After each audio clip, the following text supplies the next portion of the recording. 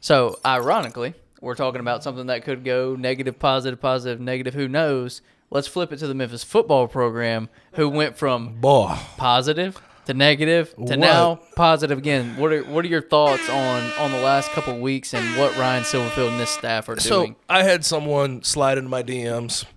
As they do. About a week ago. Sorry. Say, is it your burner? You slid in with your burner.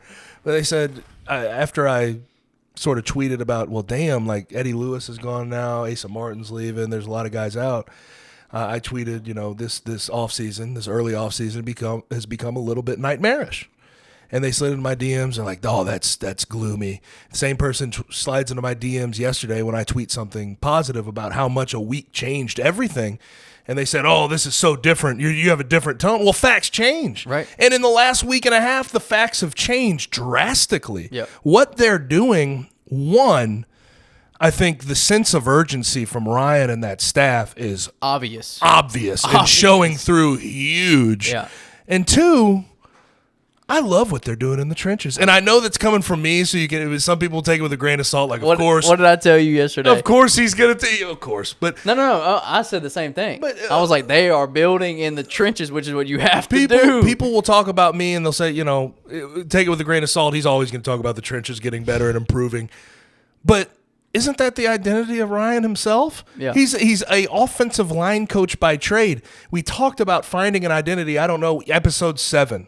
Right? Talked about finding an identity and what you want to do. They have found an identity on the defensive line. They've gone and got Josh Ellison from Oklahoma, Derek Hunter. There's other guys. You're going to go down on offense. R.J. Adams, Chris Morris. I mean, they have found Mook Henderson, Marcus Henderson, who, and by the way, I think that's a good example of a guy who was in the city of Memphis at MUS, ended up going SEC, and then he realizes, oh, shoot, maybe Memphis was a good spot to land all along. But they're rebuilding the trenches, and I think that is following the identity of what Ryan needs to build. That's what he does and what he knows best. And I this past week it's gone from complete negativity, sky is falling, to, oh, we might have something on our hands here. Yeah, so 17 transfers. I believe two of these are walk-ons. So 15 scholarship guys. Crazy number. And let's run down the list. Xavier Hill.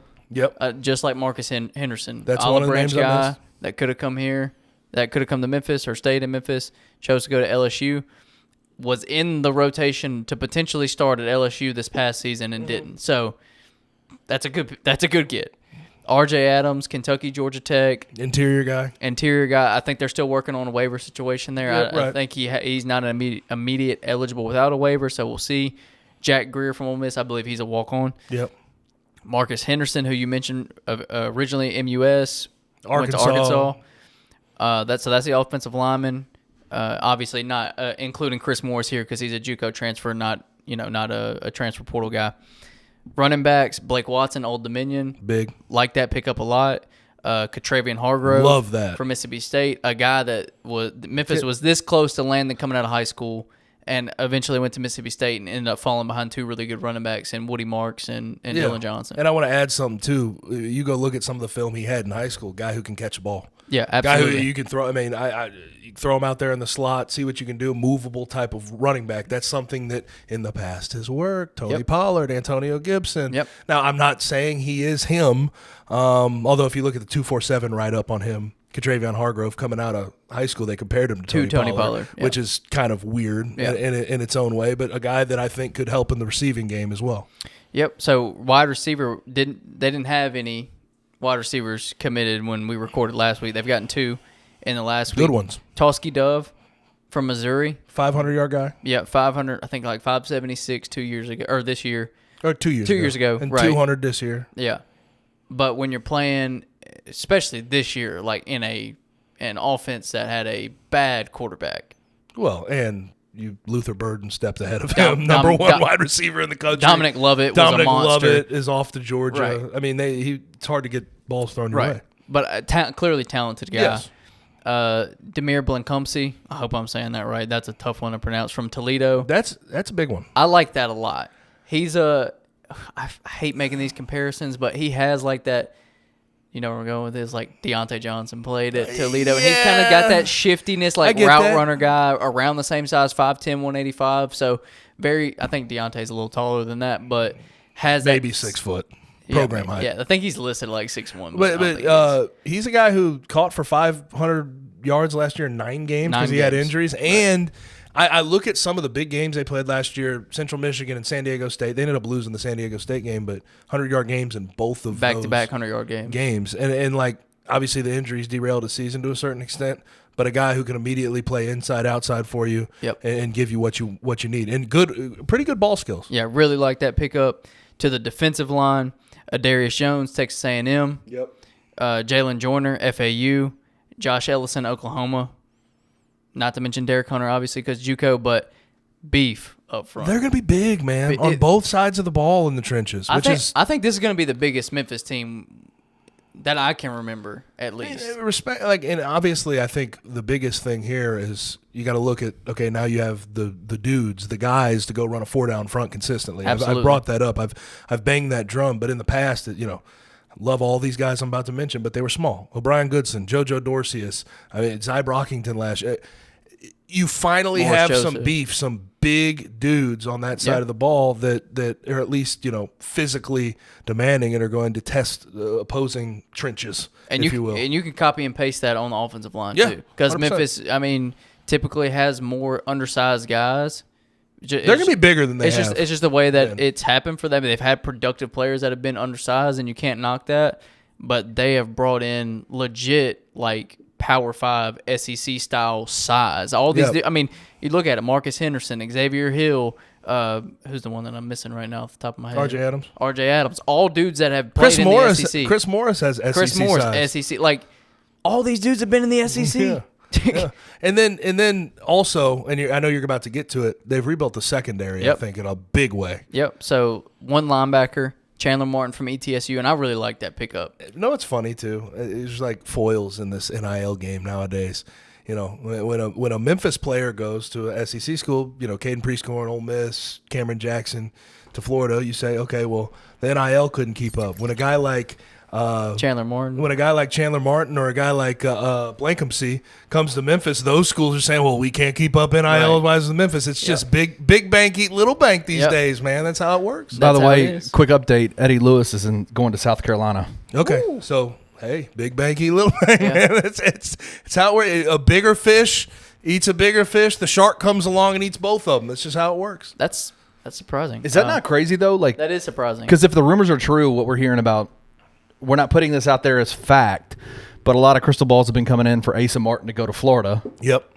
So you got Asa, Florida, Cam, Florida, Eddie, South Carolina, Caden, Ole Miss. What do y'all think about the Asa thing? Because I think if you didn't, and I don't know everything that goes on behind the scenes, right? But I do have a thought process behind how crowded that running back room is. Katravion Hargrove, Brandon Thomas, Blake Watson, Jay Ducker. Sutton Smith. Like all these guys you have in that room. I feel like if you didn't recruit as many guys, Asa may still be on campus. I don't know what the deal is. If he ends up at Florida and there's a money situation, but I feel like that's part of the reason for him to get into the portal and do what he did. But I don't know. I'm not this is me just spitballing. And I love what they have at running back, by the way. Yeah. I think they've got a lot of dynamic guys, and that's going to be one of the funnest camp battles to watch. Yes, 100%. Who is going to be the guy to come out of There'll be several guys, though, that tote the rock. Right. But if Ryan's shown us anything through these first few years. That's not what Ryan wants, though. It's not what he wants, but if he's shown us anything, there's guys. But they got 5 or 6 guys, and they ain't all going to get carries. Yeah, not all of them. So. No. And I think the upside with Katravion Hargrove or Blake Watson, maybe find other ways to get them the ball. Yeah. Right. Split backfield, slot, whatever it is. Right. Get your playmakers involved wherever they are. Like I said, love what they've done in the defensive backfield. Jalen Johnson from Ohio State, high-ranked guy at a high school that tore his ACL before his freshman year, and then we mentioned this last week, just got lost in the shuffle. Which happened. So clearly a talented guy. Really love this pickup. Simeon Blair at Arkansas. a team captain there, started a ton of games there, filled in for Jalen Catalon last year. 73 tackles. Yeah, one of the best safeties in the country in Jalen Catalon, and Simeon Blair comes in and fills that role and plays really well. I've talked to my Arkansas connects on this, my industry sources, fellas. But I was talking to them about it. You're so industry. Yeah, He's so industry, he man. definitely is. Yeah, come on.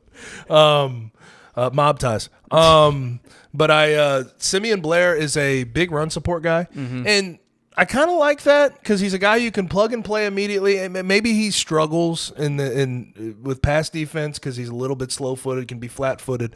But for a guy leaving in Quindell Johnson, who had 104 tackles 2 years ago, 53 tackles last year, he fills a need because Quindell Johnson was very good in run support. If you watched games, he was consistently down there in the box trying to go make tackles on opposing running backs. Yeah. And it was part of the reason that their run defense was dynamic and really good this year. I think that immediately plug and play Simeon Blair can fill that particular need. Now, the back end pass defense, we'll see. It's going to be a work in progress, but I love that pickup. There are some advanced stats coming out about Simeon Blair that don't look great for him as a pass guy. Does that concern you guys at all? Here's the truth. Here's the truth of the matter, and I've told you this multiple times. But if you can be a solid, productive player in the SEC, i.e. Toski Dove, i.e. Simeon Blair, you have the potential to be really, really like a top caliber. And that's player not a shot on the AAC or Memphis. I know people take it that way, but the SEC is undoubtedly the best football conference. I mean, there's no arguing that. Yes, and it's Power 5 and Group of 5. It's different.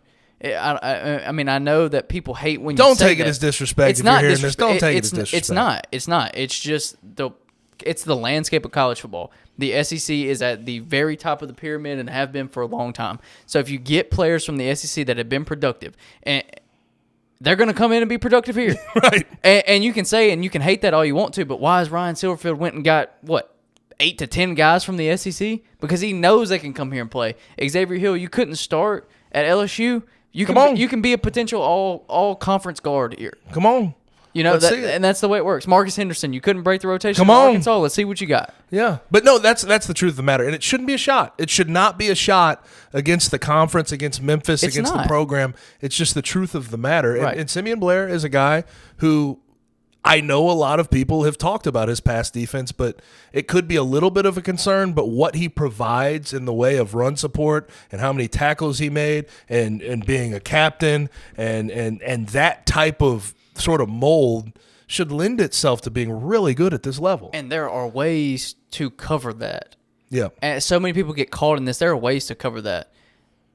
A lot of teams nowadays, what do? They run 3 safeties. Yep. You got a box safety, a deep safety, and a lot of teams kind of play like that, just open position. Like you're gonna go where the field takes you. If we need 2 deep, nickel safety, type guy, whatever it may be. Right, you're gonna play 2 deep. You're gonna play on a tight end, wherever it may be. So it's not as black and white. I feel like as positions are not as black and white as they used to be, and that's kind of been changing over the past 10 years.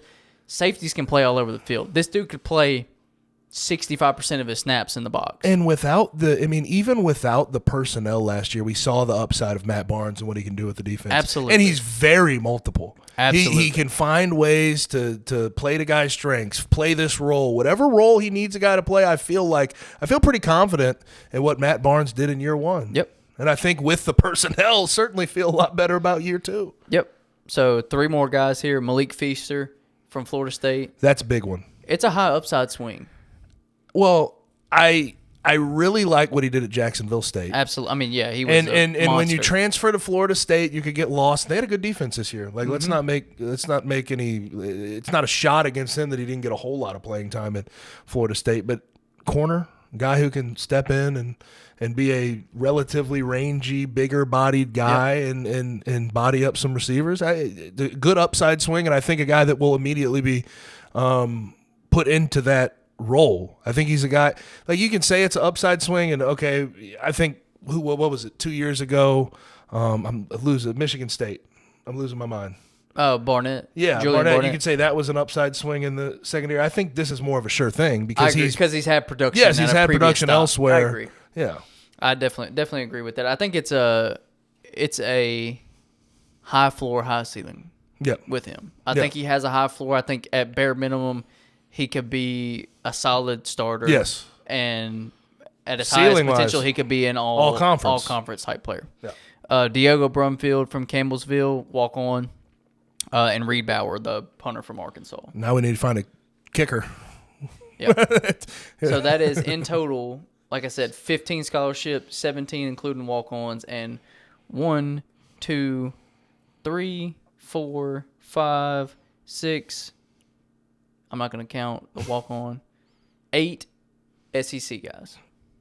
It's not counting Chris Morris, who was a former SEC guy. It's already a roster that feels in a lot of ways rebuilt. Now, do they need to do more things? Go get more receivers, get more depth there. Develop these freshmen, see where they're going to play. But I love these guys because, I mean, you talk about 15 guys, 8 guys from the SEC. These are guys that can immediately step in and be starters potentially for you. I mean, it from where we were a week and a half ago to now, the script is completely flipped. Yeah, big round of applause